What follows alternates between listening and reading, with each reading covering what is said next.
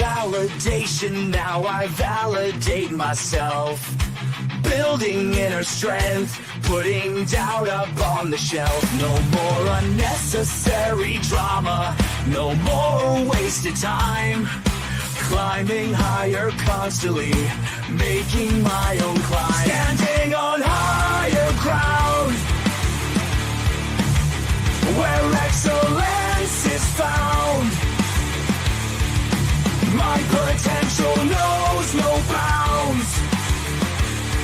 Raising the bar, breaking ground.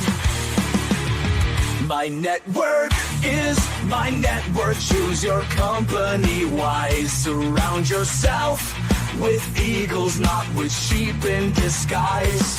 Every interaction is a reflection of my brand.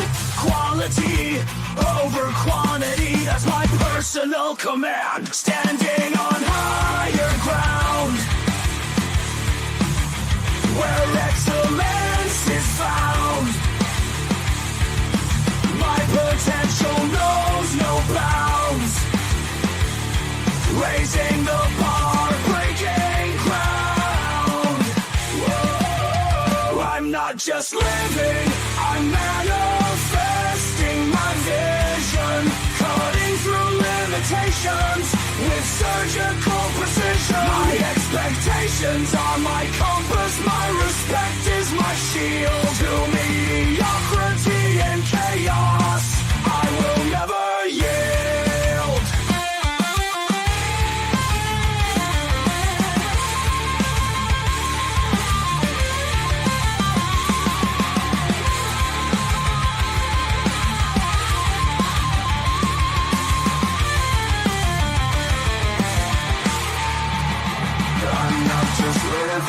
I'm manifesting my vision, cutting through limitations with surgical precision. My expectations are my compass, my respect is my shield. To mediocrity and chaos, I will never yield.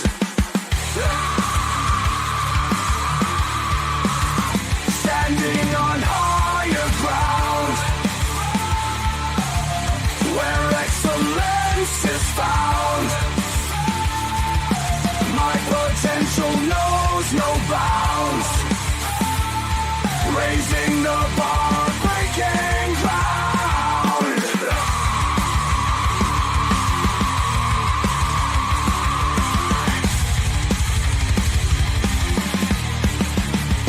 I'm not just living, I'm manifesting my vision. Cutting through limitations with surgical precision. My expectations are my compass, my respect is my shield. To mediocrity and chaos, I will never yield. How you doing, ladies and gentlemen? Welcome to This and That. I'm your host, Xander, where we're talking about this, that, and everything in between. We are on Wednesday night. I got to tell you, throughout the week, throughout the month, throughout the year, I noticed that it feels like with all the hustle and bustle that the time is just flying by. In 2 days, we'll be coming to determine that TikTok hasn't been sold yet by ByteDance to the United States. We recognize that we're going to have probably another 90 days worth of, technically 75 days, but another 3 more months of at least until things change, which means that we're going to deal with another 90 days of inflation, which means we're going to be dealing with another 90 days of higher costs with over 750,000 unemployed jobs that have recently developed over the last 6 months. With that being said, today we're going to be talking about another country that you can live affordably and have a traditional family lifestyle with a traditional woman and be able to invest highly in stocks, bonds, and other such areas in other countries. Remember that we are live 7 nights a week. Okay, we do not let the sun rise without going live. So while on YouTube, we have our show scheduled that we're supposed to approximately start at around about a certain time. Sometimes, like today, we start a little bit late. I had to get my coffee together because, I've been burning the candle at both ends. I got things I got to take care of. We're going to run the show at least an hour up until possibly, depending on how deep the topic gets, we could quite possibly run to a few hours in. But I want you guys to note before I get started with today's topic that I did pay attention to the nonsense that just hit media where Donald Trump is releasing his own phone. And we're going to be talking about that market shift because celebrities and millionaires, billionaires are starting to tack their name or their brand onto cell services. We're going to be looking at the difference between the quality of technology that Donald Trump's phone is offering, the price versus the services, because they're different services than the average cell phone, and the tech is not as impressive as other cell phone companies that are providing service for the cell phone. So we're going to be talking about that stuff on Monday and how that impacts the average everyday person. So we're going to be talking about a lot of things really, as far as how that's going to be impacting telecommunications. Now, how does that impact us? Because I typically only bring you guys a topic that in some way, shape, or form is impacted by market changes. And having cell service changes where there are more competitors, his brand is supposed to be releasing in September. And when this does occur, there's going to be yet another Android out there in comparison to the current Samsung market where iPhone goes uncontested. Because iPhone is the only person that has iPhone technology. If it ain't an iPhone, it's an Android. So we're going to be talking about all of that, and we're going to be talking about how investors are looking at this particular technology and whether or not we should invest in that going forward. It's a new development, but to me, I feel like it's going to be a fad, just like the golden Confederate flag shoes and the manga hat.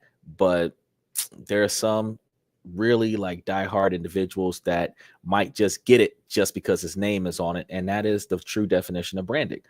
So as I tell you guys, we talk about business and finance and how to make your money make money for you. We also talk about personal improvement and personal developments with personal choices and how you can get your personal life together alongside getting your business life together. So since we have that going on 7 nights a week, we have Thursday, Friday, and Saturday coming up. We're going to be talking about how to fix yourself.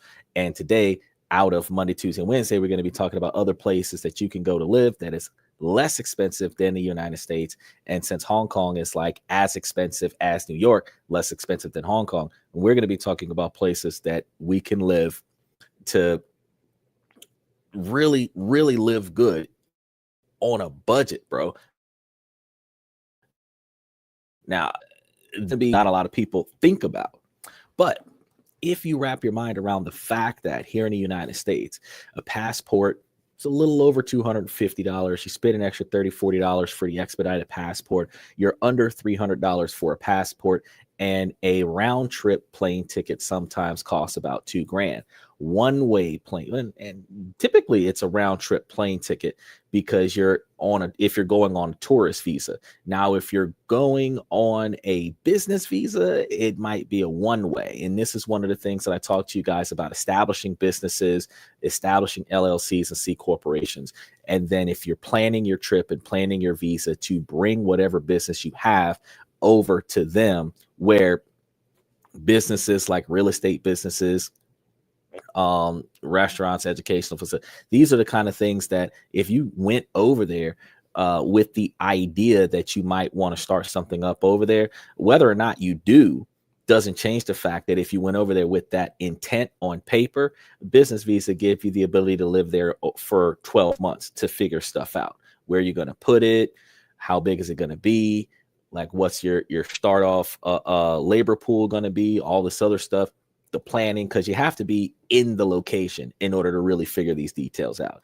And ultimately, if you're in on a business visa and you're putting in work, especially if you're legitimately going out there to make it happen like that, you're in there on a business visa, you're going to put in work, and then you're going to find ways to expand your operation from America out there. This is one of the ways to make it happen. So, and then if you're going to be investing in their economy, the thing is, if you're going to another country, you're going to be investing in their economy, you can get a visa that supports specifically that, which still gives you 6 months to a year or longer to go out there and live. So just bear with me as we're about to go through this, because there's a lot of things going on in the world. And with the way the economy is shifting, we will not know that there is another way if I hadn't told you, because a lot of us are living life on autopilot. And since we're living life on autopilot, the dynamic is that we get up every day, we do what we have to do, and when we don't have to do anything, we just lay around, relax, watch social media, scroll through TikTok, scroll through Flip, scroll through YouTube, and just chill.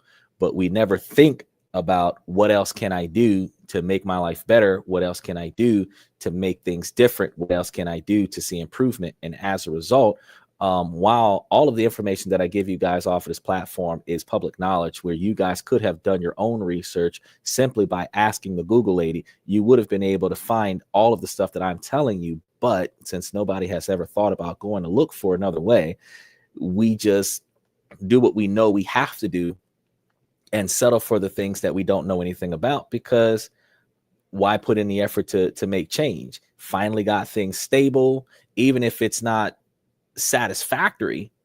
We're floating right now. People don't like to rock the boat. I love rocking the boat. I have always been taught to go after change. Change is good if you're looking for positive change. But what if I told you that $1,000 a month could get you more than just by, right?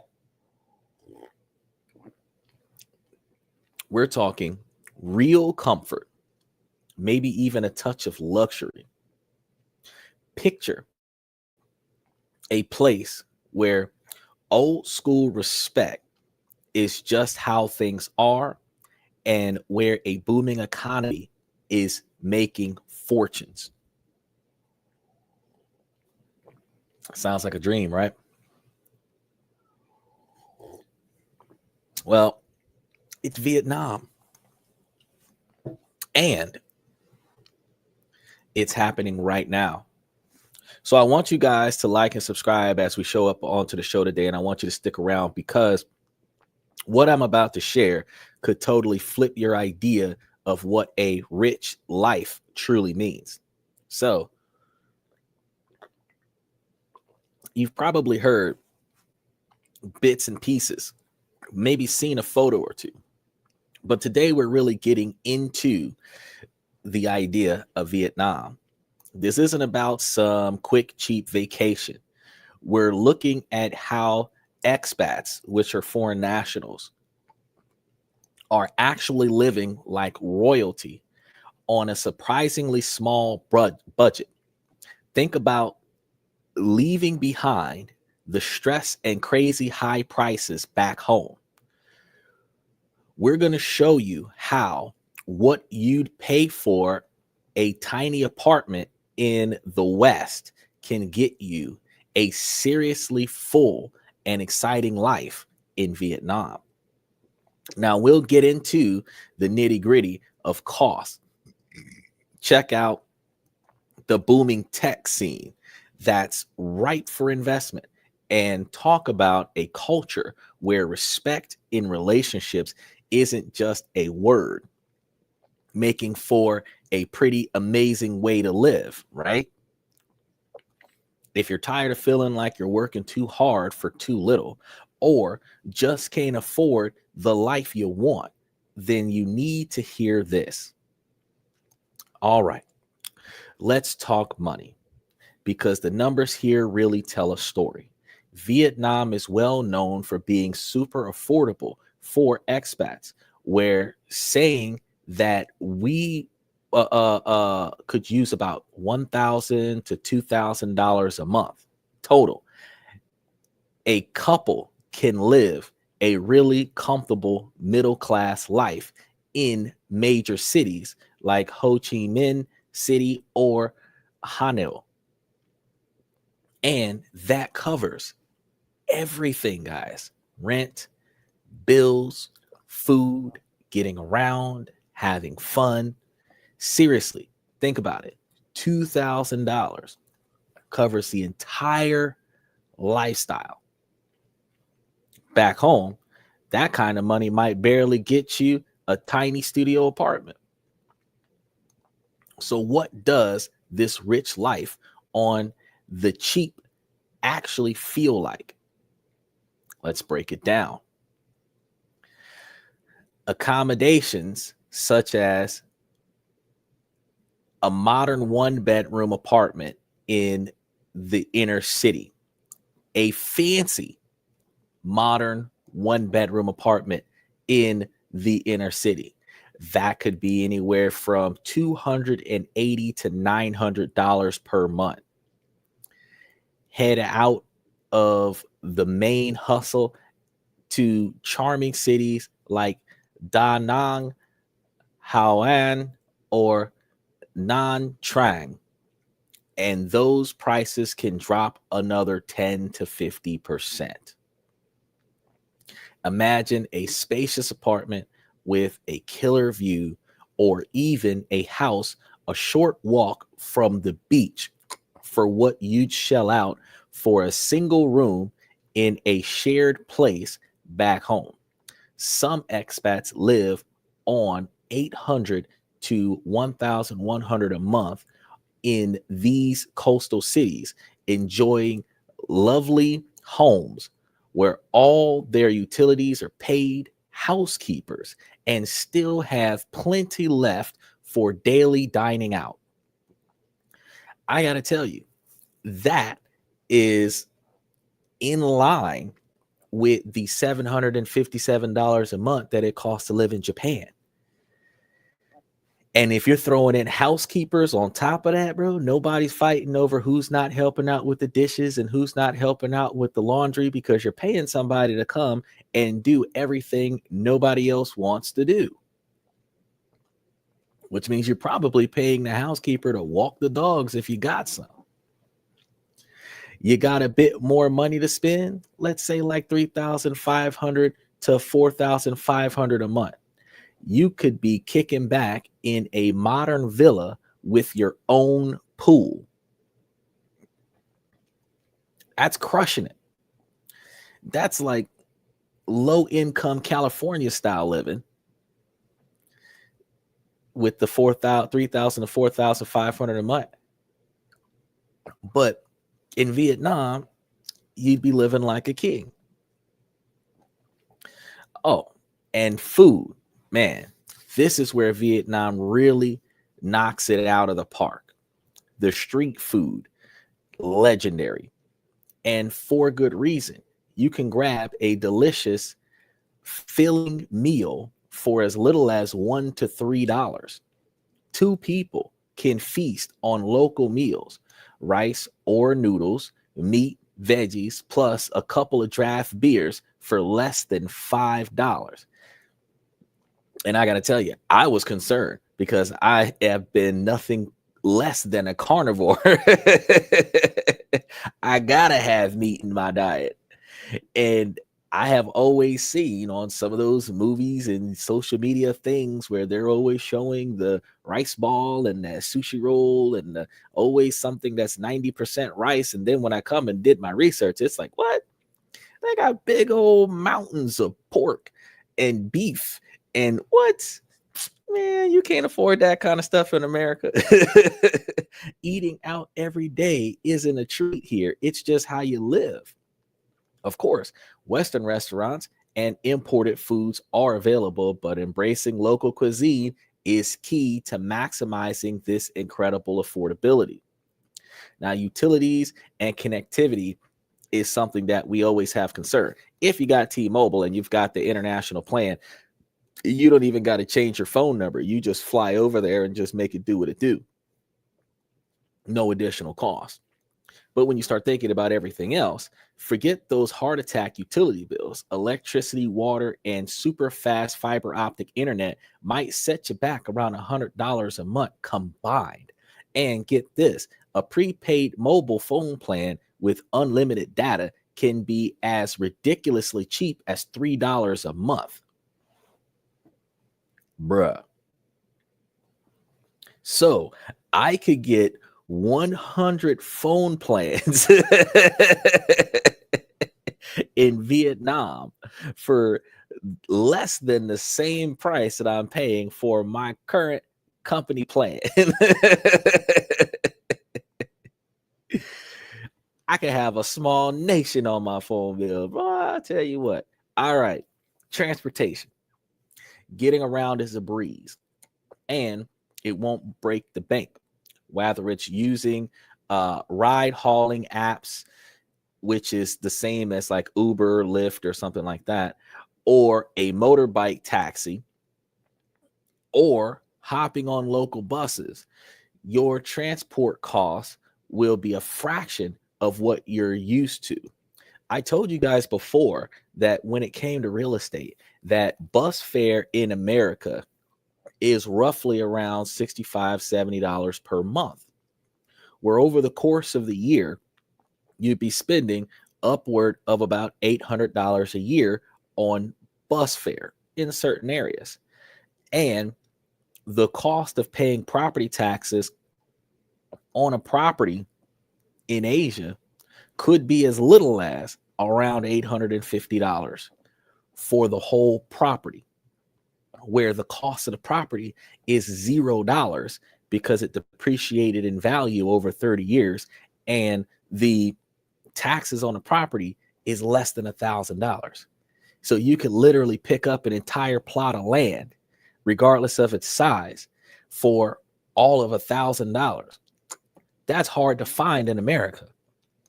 Some tax lien properties are $7,000 to $10,000 for just a dry plot of land.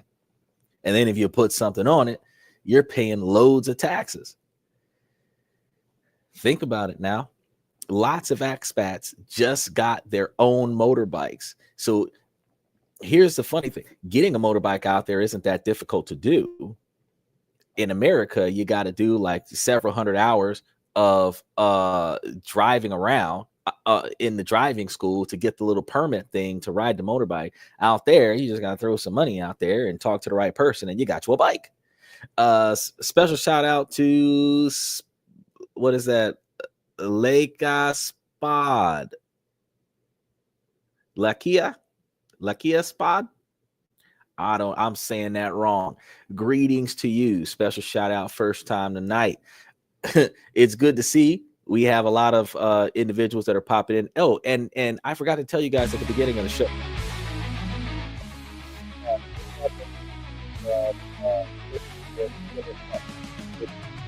A section as well, and this is a live interactive podcast, so we have the ability to respond to y'all's communication. So this is expected to be a multi-platform live communication, so we can actually have a 4-way conversation between YouTube, Twitch, and Twitter, and myself. So feel free to put in your communication, reasonably appropriate though.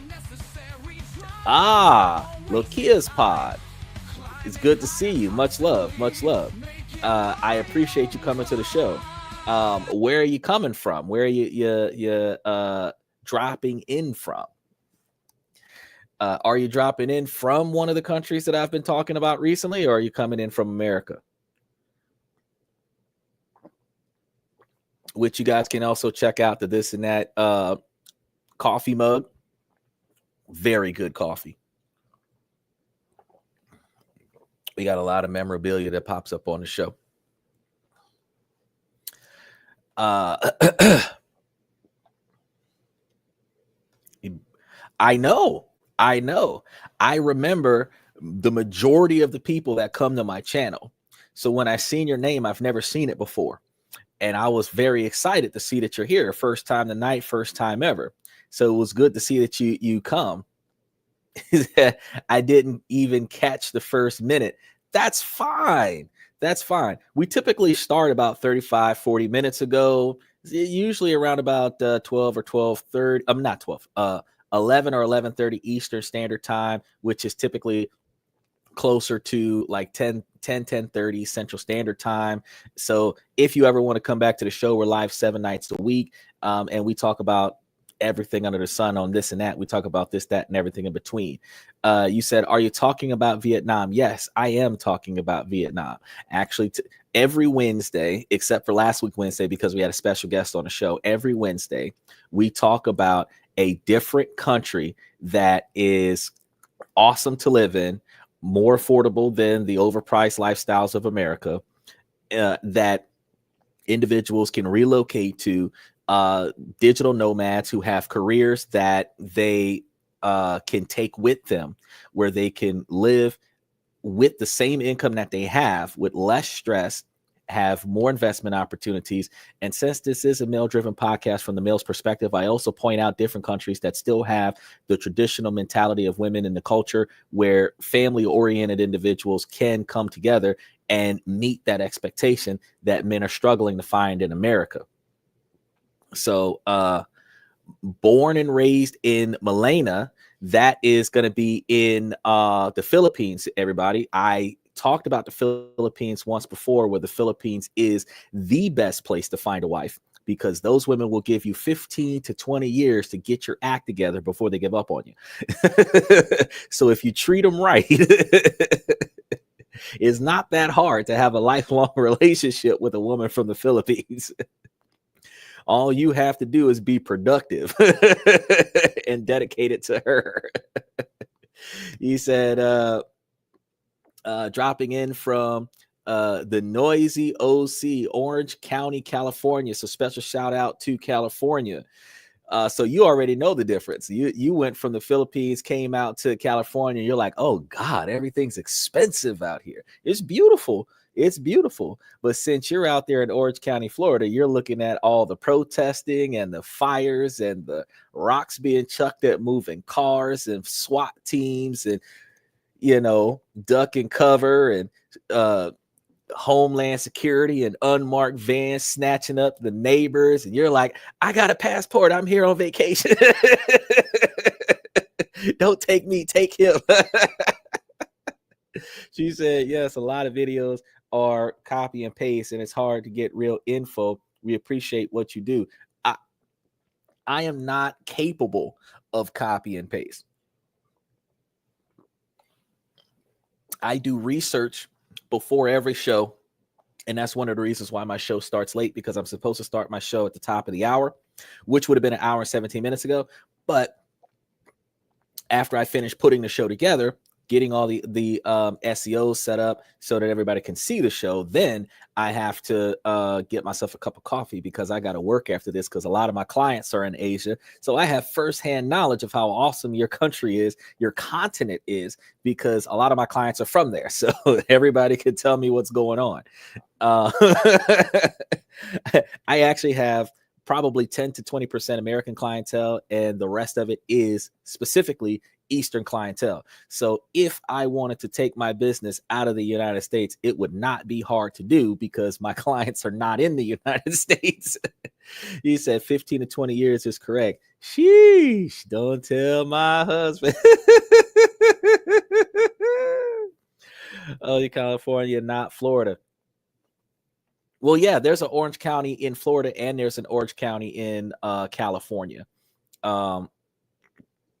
So, but there's when California's acting a fool, Florida's acting a fool too. But the difference between Florida and California is that Florida will get shot. California, they're like, oh, we're gonna do like non-lethal stuff. We're gonna do like smoke, and we're gonna do like bean bags, and shoot, you try that nonsense out there in Florida, they're gonna knock you back with a 30-30. You're gonna be hit with a spaz. Come on vacation, leave on probation. That is not a reputation that you want to go and test when you start talking about Telling you they crazy. What area do you base in right now, if I may ask? Florida. This is how I know. Tampa, Florida. Well, technically about 40, 50 minutes south of Tampa, Florida, but still in Hillsborough County. So I definitely know that it sucks because I've been out here since like 2005. It's been a rough way to be. But I like the sun. It's gonna rain. If it hasn't already started raining, because it was supposed to start raining about 2 hours ago, and it's supposed to rain for another 3 hours, but I've got like dark clouds overhead and a lot of wind, so I'm waiting on the drizzle to happen. But I'm enjoying it because, you know, I got the nice pond in the backyard and I don't have to worry about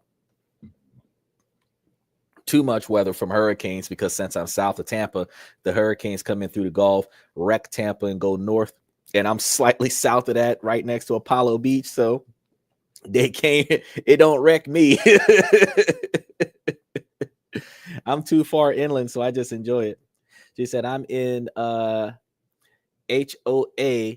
Korean Central, and we worry about why the fence paint don't match the benches.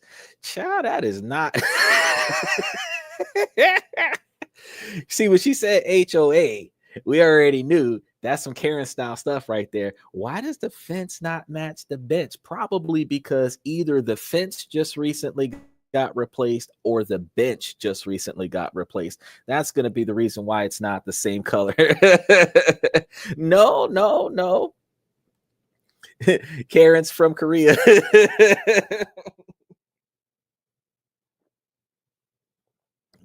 These Karens are and right now a Karen will get you set up real quick, because all she got to do is say that you don't look like an American. You'll have 22 black SUVs show up with 150 unmarked uniforms jump out, and everybody's got an AK-47 trying to take you down.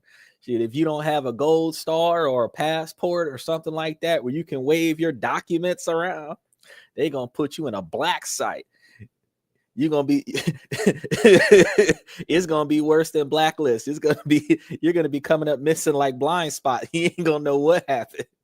You thought you was going out for coffee, and the next thing you know, you're strapped to a chair. Don't know where you are. Nobody know where you went.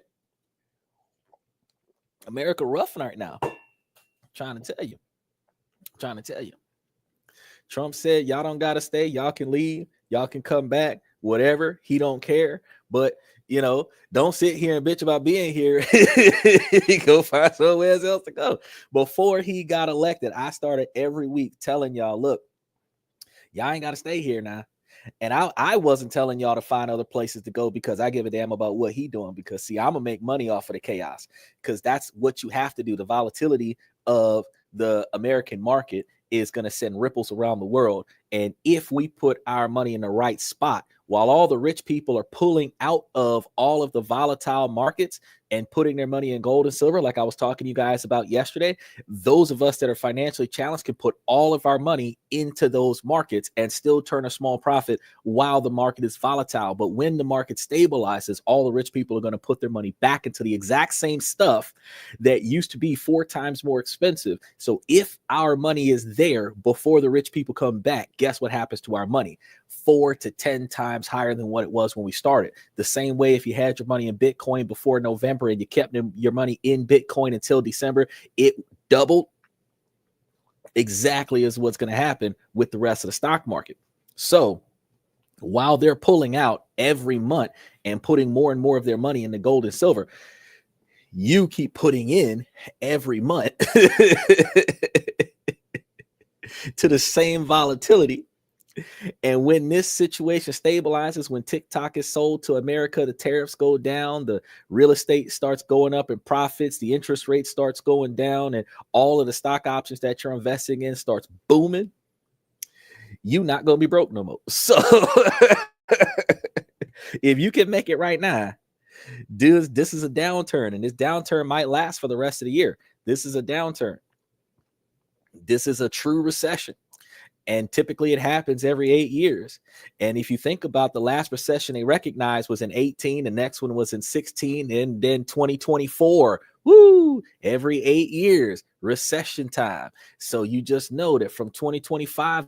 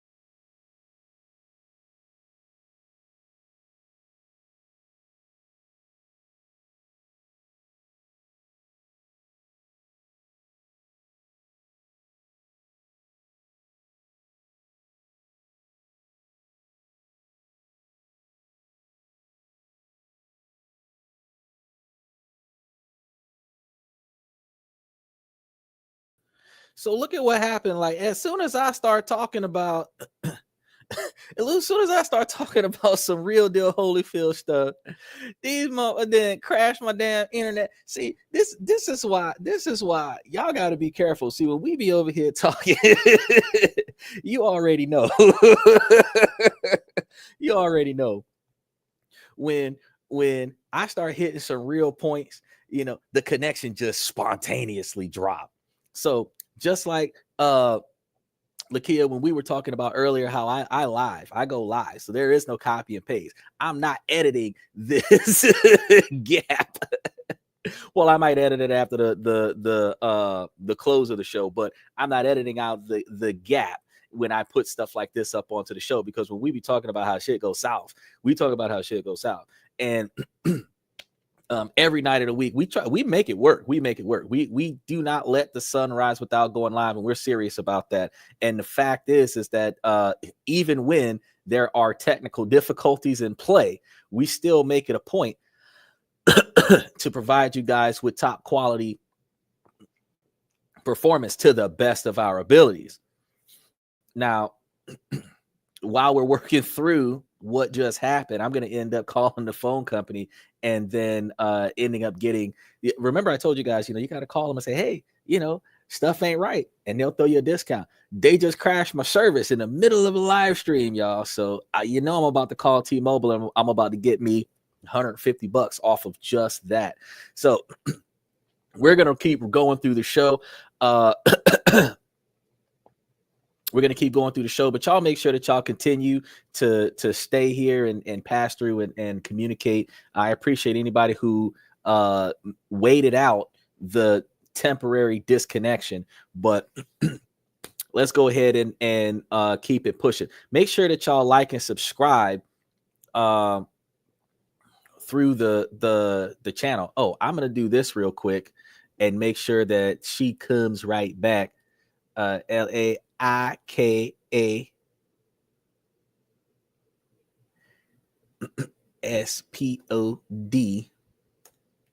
We are back live. That way, let y'all know that we got back in there. Ooh, and what I can do is there's this other thing that I can do is I got a list of some of my most favorite individuals. And if y'all were watching before, and y'all are going to notice that some of these guys are some of the ones that have popped up on the show before. Now, everybody knows that we're back live. I just tagged everybody, all of the people that normally follow us. So that was a shit show. However, the show must go on. I take things how they come. Now, lots of expats just get their own motorbikes, as I told you guys before, which are very inexpensive to buy and run. And I've had my own motorcycle before. They also do scooters out there. And the thing is that when it comes down to motorcycles and scooters, it only takes a few dollars in America to power a scooter, because the scooter still, the motorcycles themselves can go as high as 75 to 90 miles an hour, but you don't really need to go that high. On average, you're probably going to be using a motorcycle between 40 and 50 miles an hour, 60 miles an hour inner city. And if you're in a hurry and you're making a long distance journey, you might start hitting higher speeds than that. But in small cities, small towns where you don't really have that far to go, but you just don't feel like walking that walk, motorcycles at 35 to 50 miles an hour, $10 to $20 should fill the tank in America, where $10 to $20 in America might be $2 to $3 in another country. So like in Vietnam, it would be super cheap to buy and own a motorcycle, and the women in Vietnam might even know how to fix that sumbitch. So you could buy it, and then if something needs to be worked on, she'll work on it for you while you're out there doing what you got to do, or y'all could work on it together, which makes a bonding moment, because that's not something that we experience here in America, is a woman that'll work on the car with you. There are women out there, there are female mechanics out here in America that will hit the grindstone with you. But more often than not, most Americans, men and women alike, will bring their car to a mechanic before they slide up underneath the car and get covered in oil and fluids and other such things. So think about that when you think about where you're going. It is easier to maintain a motorcycle, put it in your backyard, put it in your house, whatever you want to do, and then it's just there. But I've noticed that a lot of the cultures in Asia, they don't have as much theft as we have here in America. Like, you put your wallet or your cell phone down somewhere, that bad boy is gone. But over in eastern side of the world, you can leave your stuff there and it'll just stay there. Nobody will mess with it if they move it so that it doesn't get run over by a car or something like that, or if they turn it into the local police, and then the local police will find you to return your stuff. You know that your stuff isn't gone for long. So there's very low levels of crimes in comparison to what we have going on here in America. So the lifestyle and entertainment that you can get over in Vietnam is one of the most interesting things that I have found about Vietnam, because with all of the cash you're saving, you'll have way more to splash out on actually enjoying the lifestyle that's out there. You'll be able to splurge a little bit, because if you think about exploring the cool markets, the ancient temples and shrines, chilling on beautiful beaches, climbing mountains, or diving into the nightlife, there are tons to do out there. Even hiring help at home, like cleaners, is incredibly affordable, often just $2 to $3 an hour. Now, remember, I told you guys that you can find yourself a woman in the Philippines for $500 a month. $2 to $3 an hour. $300 is 100 hours. Now in America, $300 is like 2 to 3 hours. And if it's an on-call girl, $300 might be 1 hour.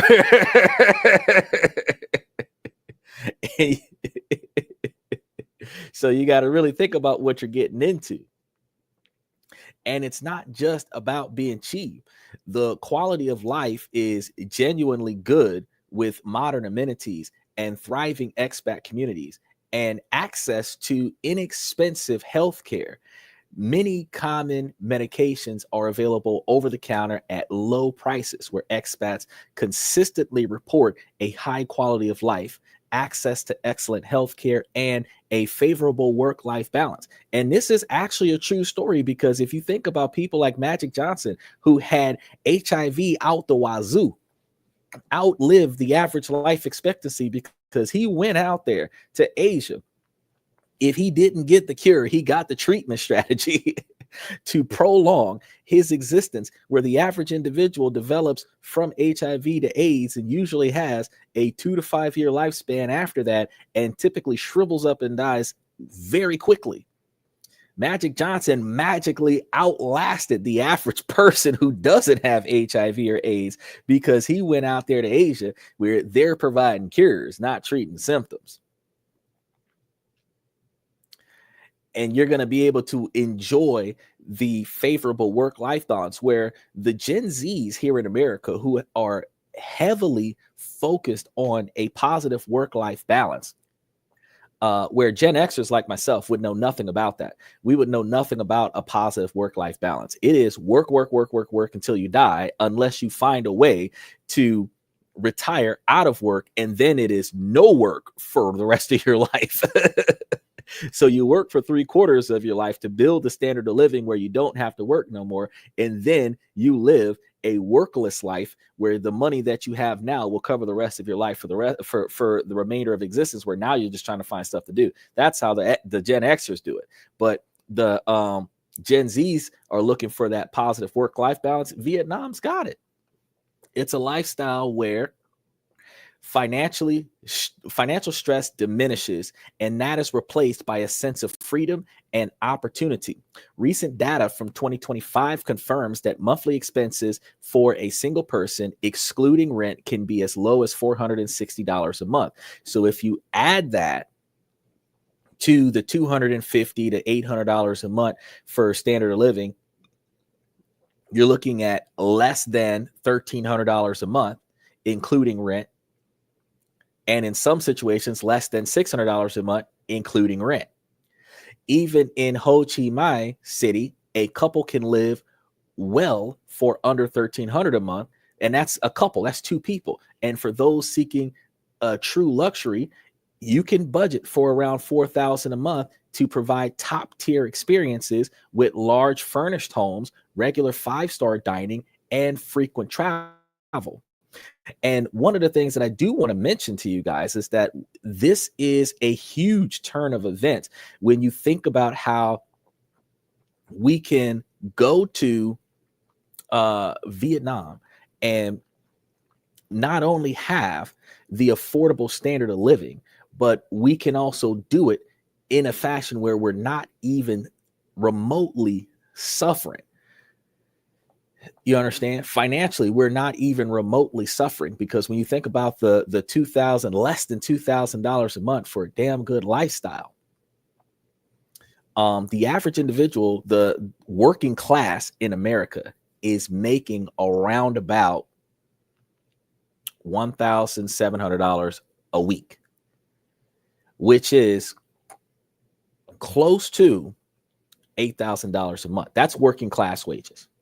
If you're not making that, you're poor, because historically, the working class is the most successful lower class or lower income individuals. That's where the working class is. That's the line between middle class and poverty, is working class. And working class is right now about $1,700 a week. So if you're making $4,000 a month, where you're making $1,000 a week or $2,000 biweekly, you're in the poor category, because you're making less than the working class. Ain't that something else? That's crazy. So the average woman in America that's looking for $100,000 a year man is statistically making sense, because in 10 months, if you're making almost $8,000 a month, in 10 months, that's $80,000 a year. You add another 2 more months to that, you're looking at $96,000 a year, which is like $4,000 a year shy of what the average American woman is expecting to have from a financially stable man. But the dynamic is that more than 70% of men don't make that in America. You have 34% that are making less than the 75,000 or less. Well, 75,000 around about, and then less than that, you have another 30 something percent that are making less than 75, more than 50, and then you got another 20 something percent that is making less than 50,000. But there's only like 23% or 22% that are making 100,000 or more, right? But okay, let's talk about that part of the title that says men treated like a king. This isn't about anyone being waited on hand and foot, but more about understanding the traditional family values that are being dealt with, because this is a big deal in Vietnamese society and natural in relationships. Vietnamese culture is super family focused. It's common to see multiple generations live together, which is what we're forced to do in America, but they voluntarily do it in Vietnam. And traditionally, the family structure has been patriarchal, meaning that majority of the lineage is the father, son, grandson kind of situation. And hierarchical society, meaning that men have often been seen as the heads of household and primary decision makers. Within this, respecting your elders and your partner is huge. So you have less youngins talking down to old folks because they're taught better than that, right? Then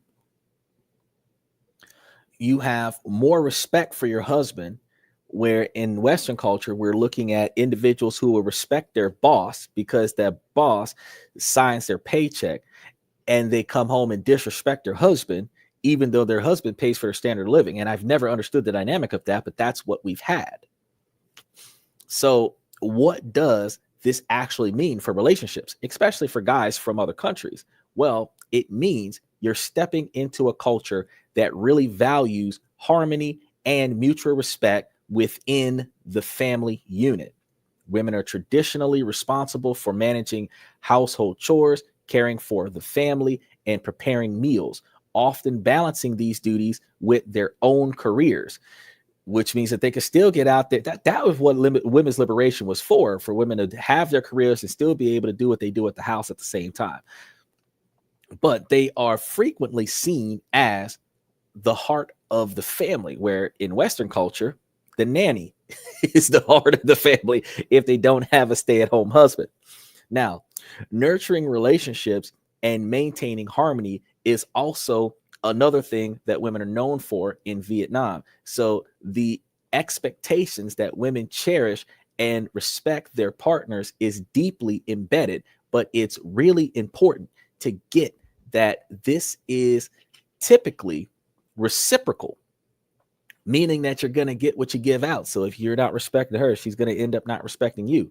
But family cohesion and mutual support are highly valued by all members of the family. So you're going to be in an environment where people are going to encourage you to make the relationship work, to fix the family, right?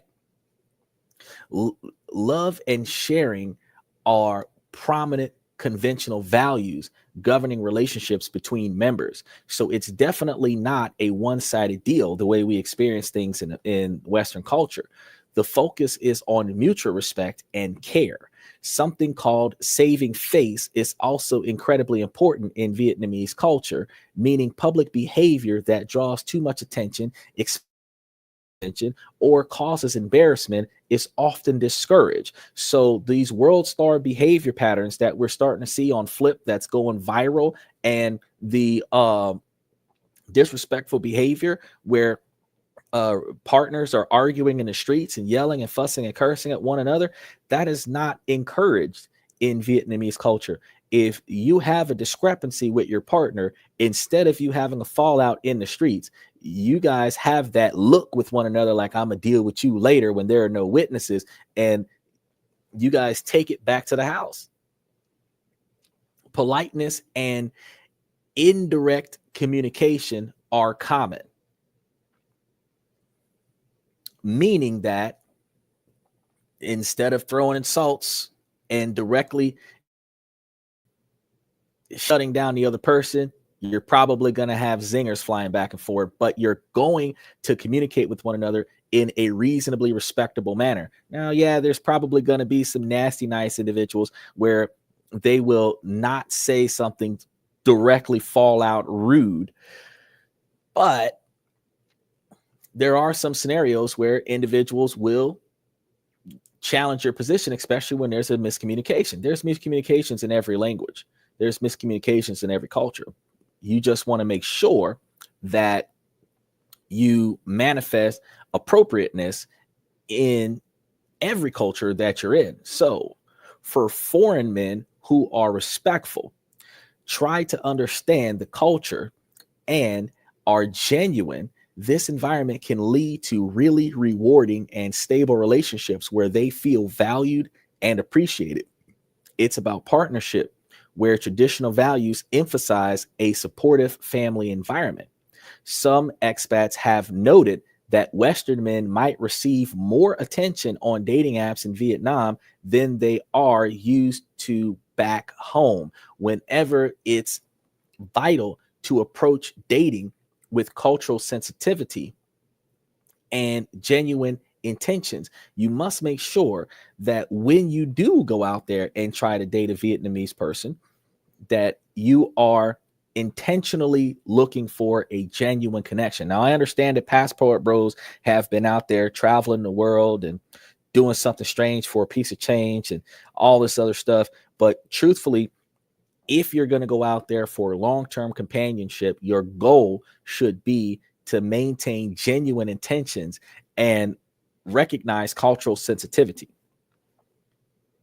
Now, understanding that dating can sometimes signal a quicker path to commitment in Vietnamese culture compared to some Western norms is very important. For instance, meeting the family can happen earlier than expected and is often seen as a sign of serious intent. In America, you met the family because y'all were all riding in the same car. Y'all were all eating at the same location. Meeting the family in America is a little bit different than what it is when you are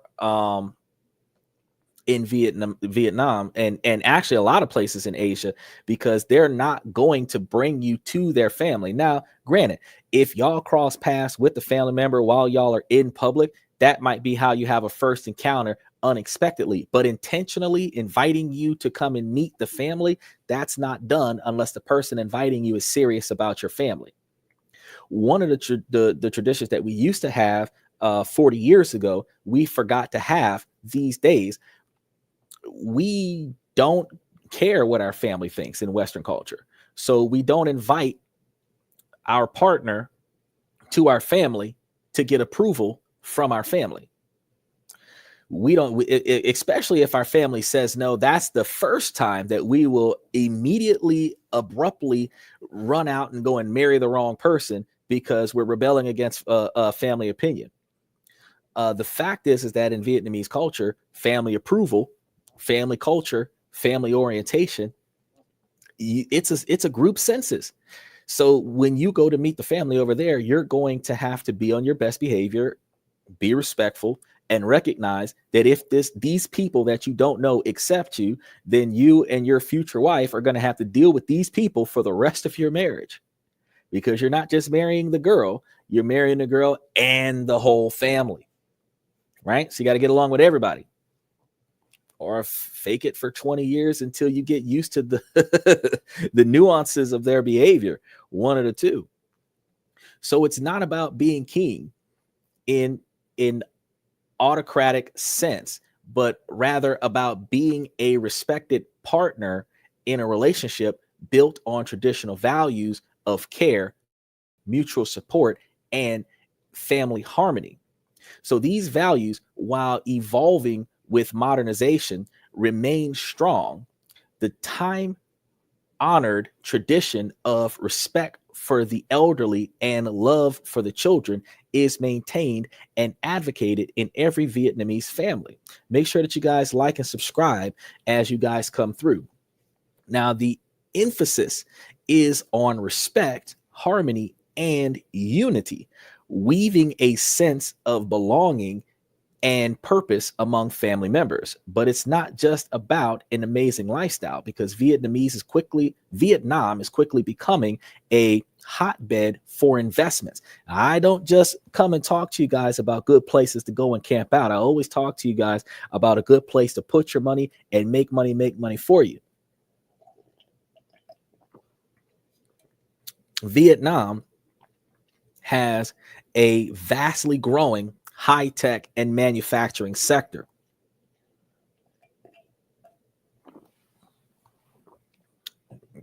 The Vietnamese government is really rolling out the red carpet for foreign direct investments, FDIs, with some serious perks like big tax breaks and exemptions, especially for projects in priority sectors or less developed regions. We're talking about possibly paying no corporate income tax for up to 4 years, followed by a 50% reduction for the next 9 years for eligible high-tech and large-scale manufacturing projects, where if I was trying to dodge taxes, I would put my money into it for 3 years and 6 months and pull out and then start back over.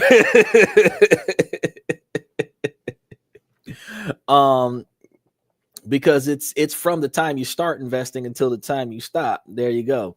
Now, the economy here is seriously taking off, with the GDP projected to grow around 6% and to 6.8% in 2025 and 2026, where America has started to stagger at 4% or less due to the tariffs and inflation and the riots and all the job loss. According to various sources like the World Bank and OECD, this growth is fueled by strong trade and recovery in export manufacturing and robust foreign direct investments. FDI inflows are projected to remain steady, reflecting Vietnam's continued appeal to global investors. In the first 5 months of 2025 alone, Vietnam attracted over 18 billion US dollars in registered FDIs, which is a significant increase year over year. where the manufacturing and processing industry dominates dispersed capital, aligning with Vietnam's policy to attract investments into high-tech and value-added sectors. So where's the big chance that you guys are going to get from investing in Vietnam? Before I get there, I just want to remind you guys that Asia is still, the whole continent of Asia, still concerned about the population control. And Vietnam, like most other countries in the continent, still have incentives for bearing children. So you want to take a look at that, because a lot of places like Japan, where if you go and drop you some children out there, the government typically pays for the kids, not because you're poor, but because they're encouraging the population to repopulate. Remember that trend last year where there was one content creator that was completely outlandish about claiming that they are paying $75,000 for Americans to go out there and drop kids. It was actually a specific company that was offering employees who created children to have the $75,000, because in Asia, they give you guys a year or more of maternity leave for both mom and dad at the same time, which is not something that happens in America. You get, for mom, you might get 12 weeks, and it's not necessarily going to be paid leave. And for dad, you get absolutely nothing. I have not heard of a man getting maternity leave in America. Doesn't mean it doesn't happen. It just means I've never heard of it. But it is common practice in Asia that both mom and dad spends the first 12 months at home with the child, and they still have a job, and they're getting paid to stay at home, which means that, truth, you could potentially go to work, drop a kid every year, where you're only at work for 2 months out of every year, and the rest of the next 12 months you're at home looking after all these kids with your wife. And that's a lifestyle now. That's a lifestyle if you work it out that way, because unlike America, they're not likely to get rid of you, because the incentive is to repopulate over being at work. Now, you still got to show up and put some time in, but at the same time, the incentives are there. So if you meet the criteria of the incentives, you can live a life of baby farming and still be comfortable living. Now, the information and communication technology, ICT industry, is absolutely exploding in Vietnam. There's a massive need for better infrastructure, particularly in artificial intelligence, as I told you yesterday and on Monday. They're also looking for cloud computing, blockchain for cryptocurrency, and data centers. So Vietnam actually wants to be a leading hub for AI research and application in the region. So you could go over there and invest in big technology names that you definitely are familiar with, unrelated to Donald Trump's software with his cell phone. You can actually go out there and invest in things like Samsung, Intel, LG, Foxconn, and Nvidia, which I actually told you guys before that Nvidia, NVIDIA, is one of the stock options that you can actually invest in your sector rotation and receive high marks on. But you can also even invest in SpaceX with Elon Musk. And these are seriously upping the game and investing more in Vietnam, signaling the country's transformation from a low-cost manufacturing base to a critical node in global supply chains. So, for example, Nvidia is establishing an AI R&D center in Vietnam. And FPT Corporation is investing $200 million US in an AI factory. The government is actively fostering foreign investments in these high-tech sectors as part of its broader digital transformation strategy. So the government's national digital transformation program and the information and communication infrastructure master plan are set to further accelerate this growth with a target like 100% of households having access to fiber optic cable by 2026. That's a goal. T-Mobile just started on the East Coast trying to get fiber optic cable across the United States. So they've conquered us here in Florida, and they're also working on Georgia. So you just got to contact your T-Mobile provider and find out if they've got the fiber optics in your area. The digital economy is on track to contribute significantly to the GDP with a target of 35% by 2020, which is 5 years from now. 35% increase to the GDP. Renewable energy, always something to do, which is why I told you guys yesterday to invest in silver. Logistics, industrial park developments, which is a part of real estate,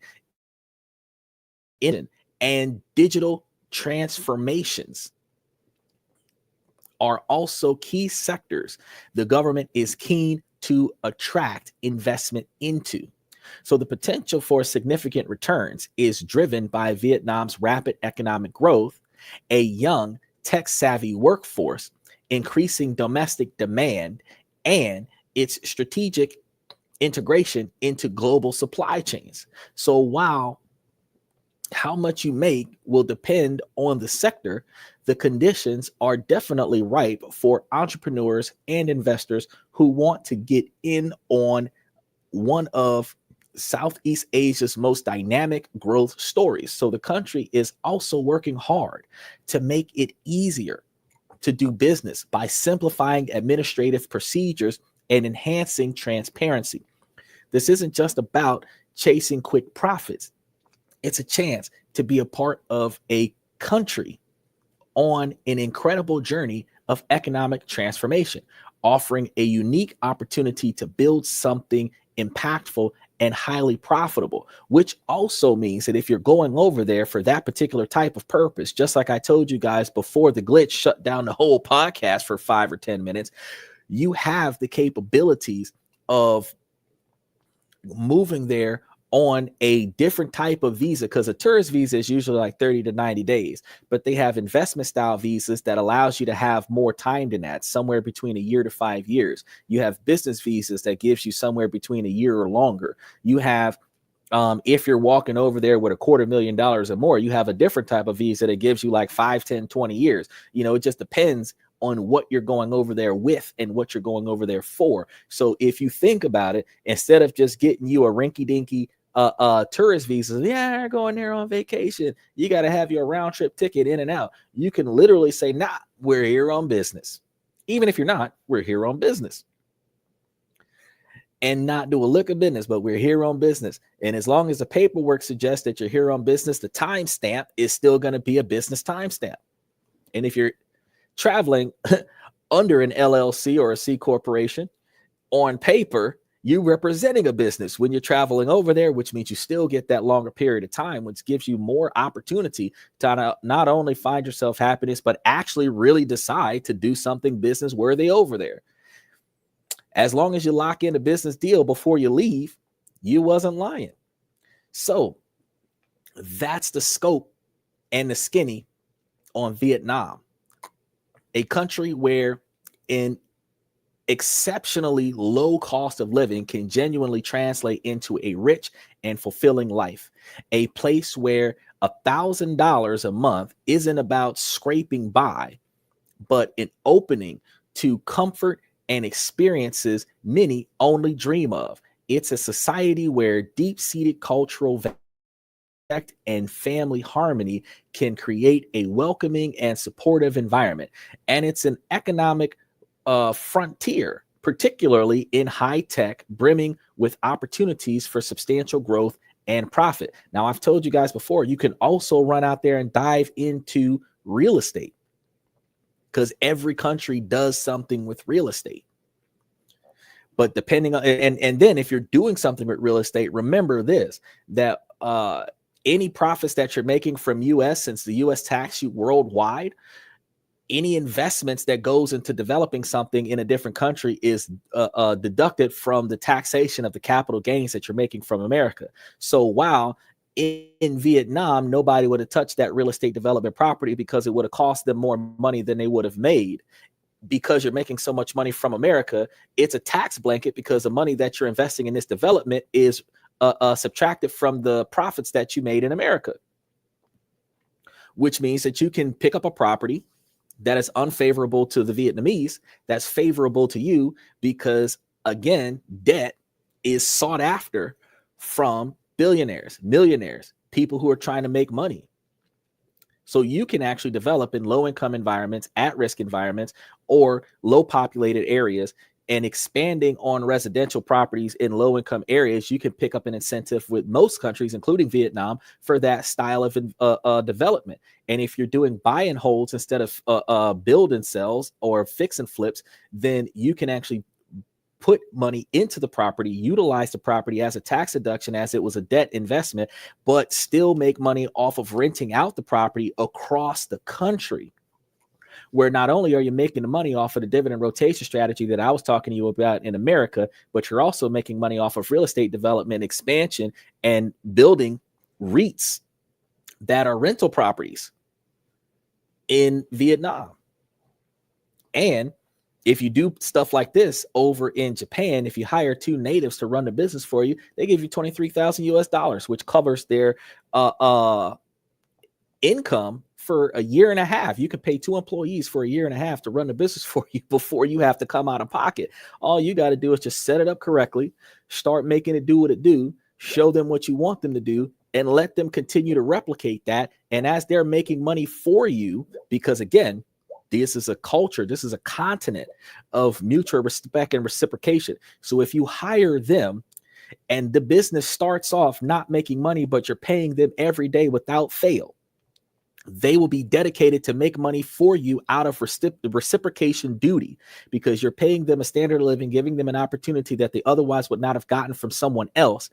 And because you are doing so much for them, they will do so much more for you, which means that those 2 people will be hard fast to make you a profit because you're paying their standard of living.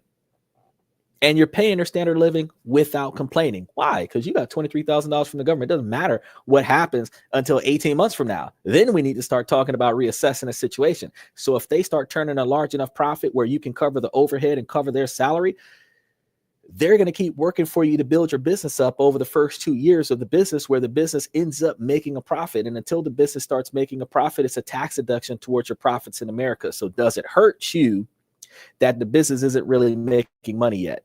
No. Because if you're making 100, 200 grand a year in America, you only need 12 grand a year in Asia.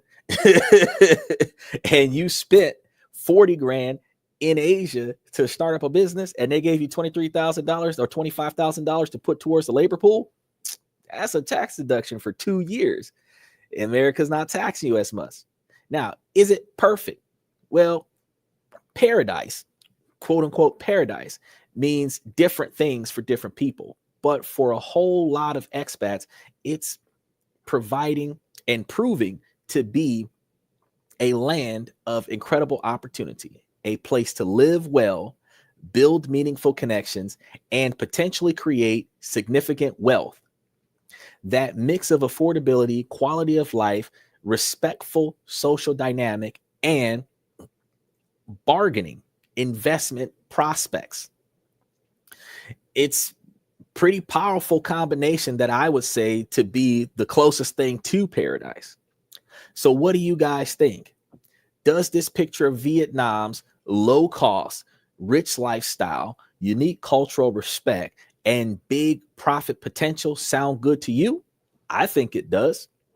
Have you ever been to Vietnam? That's on my to-do list. I want to go to one of these places, if not all of these places, as the podcast grows. If you guys got any stories that match up with any of this, let me know in the comment section below. And I'd love to hear what you guys think about answering any questions that you got when you ask me that. I want to be able to not only notate, because you can ask me about what's going on, because here on This and That, everything is a research base. So if you give me some questions, I got you some answers.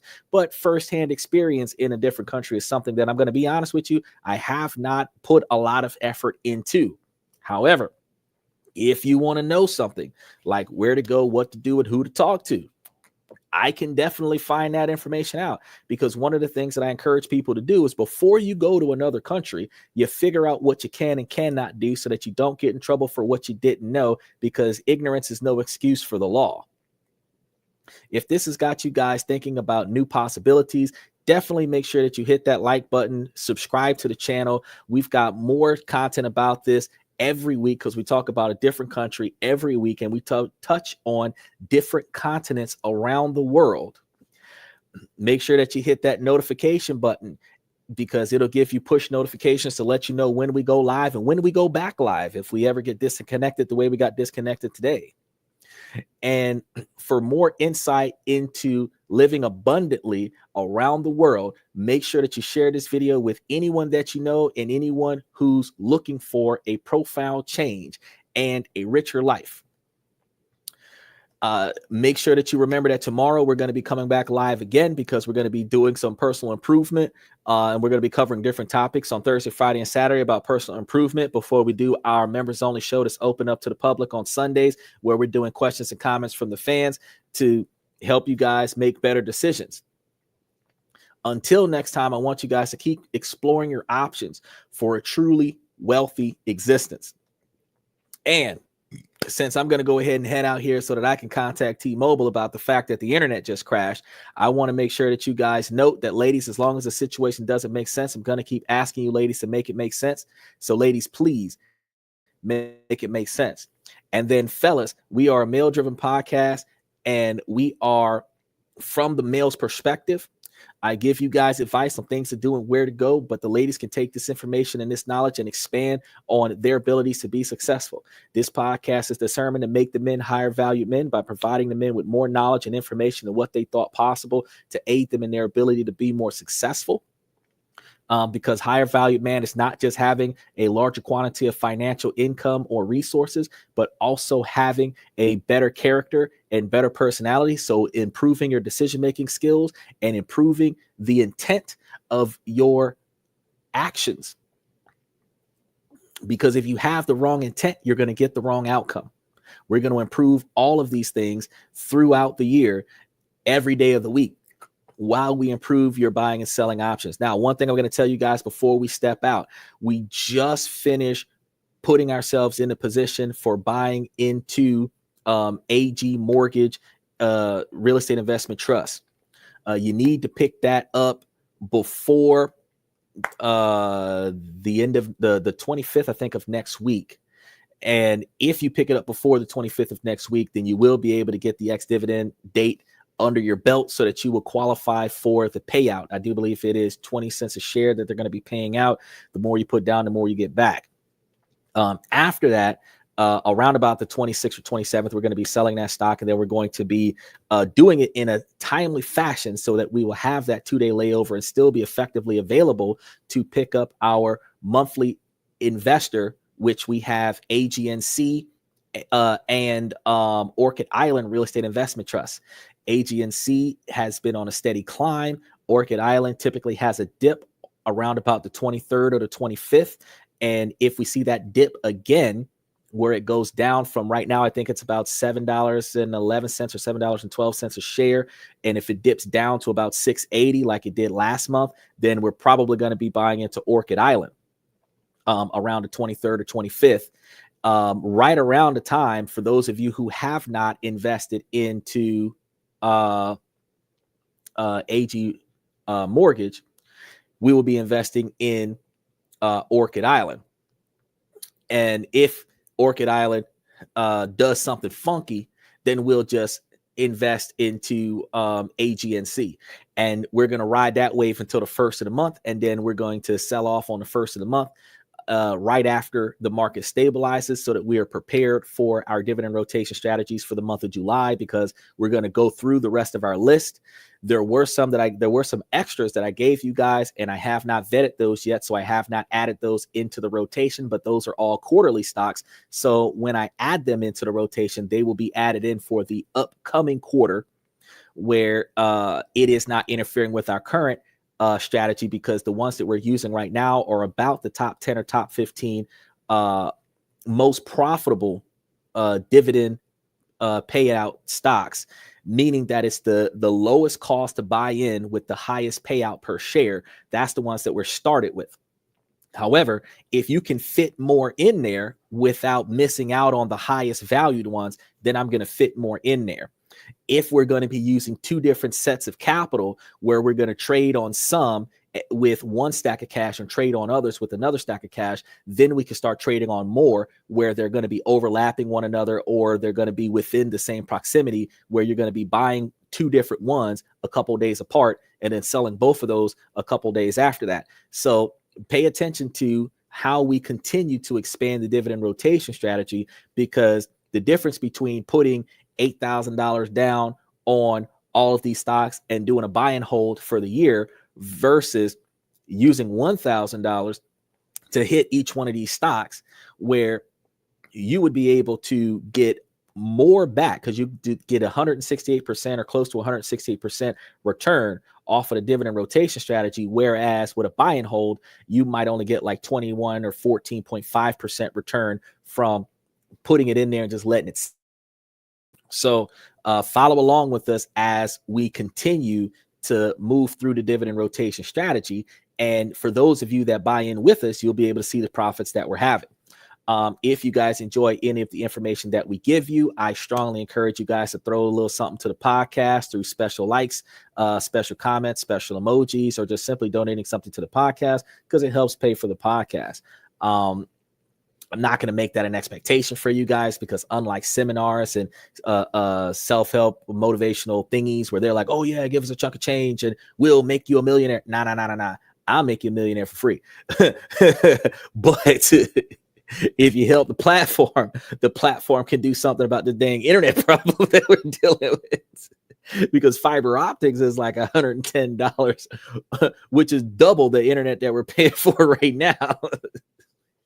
So that's all I got to say about that. And then you also know that YouTube takes half of everything that anybody gives to me. So, if I'm trying to get 100, I got to get 200 given to me. So, we got to figure things out, because YouTube is a business.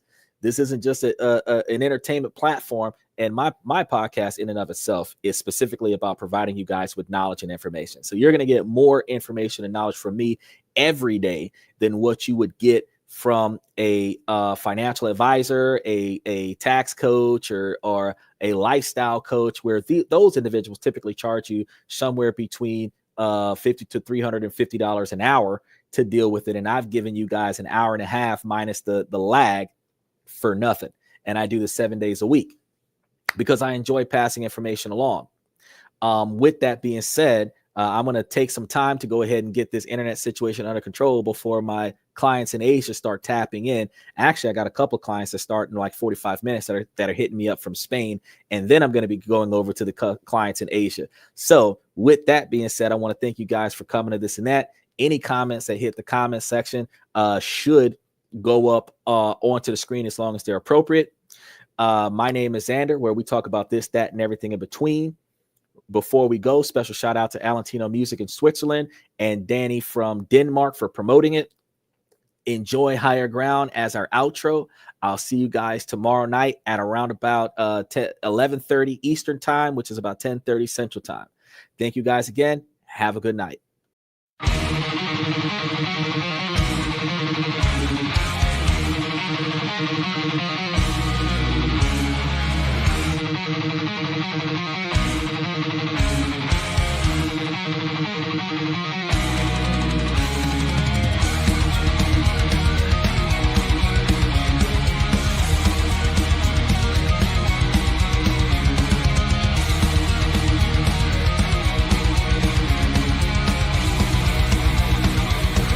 Higher ground.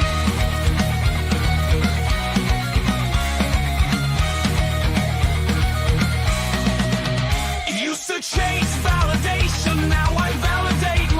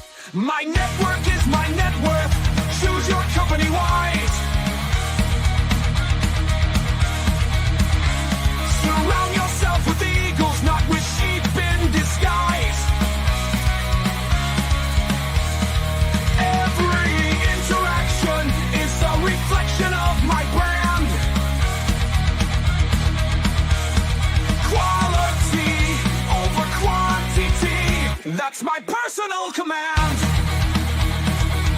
I'm not mounted on higher ground where excellence is found. My potential knows no bounds, raising the bar, breaking ground.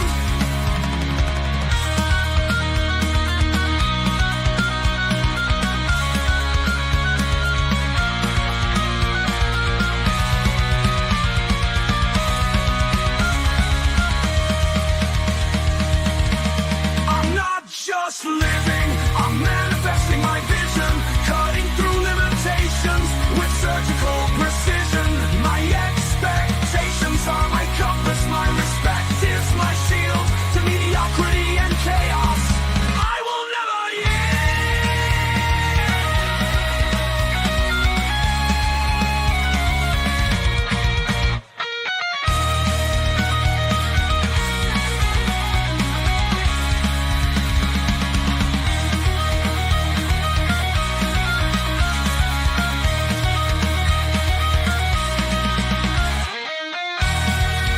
I'm not just living, I'm manifesting my vision, cutting through limitations with surgical precision. My expectations are my compass, my respect is my shield to mediocrity and chaos.